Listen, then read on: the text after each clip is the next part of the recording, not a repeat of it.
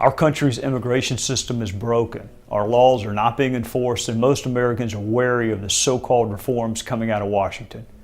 For nearly 30 years, Americans have been promised a secure border and an immigration system that works for all Americans. Those promises have not been kept, and both political parties bear responsibility for that. Right now, the President of the United States is able to shut down the enforcement of some of our immigration laws because he does not like those laws. Never mind that he took an oath to faithfully execute the law. Never mind that you have to follow all laws whether you agree with them or not. And never mind that respect for and adherence to the law is the bedrock of a functioning democracy. As we move toward an immigration system that works for all Americans and a system worthy of your respect, we should keep in mind the primary function of government is the safety and security of the American people. That is true on the national level with national defense. It is true on the state and local level with law enforcement and police officers. The House Judiciary Committee is considering a bill introduced to strengthen the interior enforcement of our immigration laws by allowing state and local governments to enforce federal immigration law.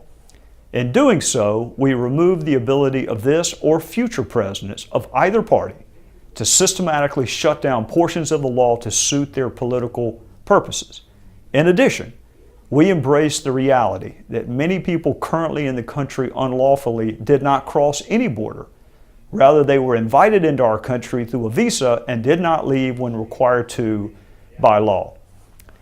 I want you to keep something in mind as we consider allowing state and local law enforcement to assist our federal ICE officers in enforcing our immigration laws and preserving the safety and security of our border and our interior.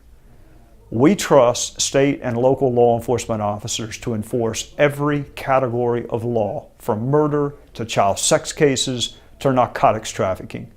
Who do we call when we hear noises outside of our house in the middle of the night? Who do we trust when the sanctity of our homes is violated or our personal property is stolen or damaged? Who do we trust when it comes to investigating crimes involving children, the elderly, those who cannot speak up for themselves because of age or infirmity? Who patrols our local streets and provides security at our schools? Who do members of Congress, for that matter, call when they are in their districts and they need security for a town hall or a public event? State and local law enforcement. That's who we call. If we trust them to do all of that, if we trust them with every category of crime and enforcement, surely we should give them a role in enforcing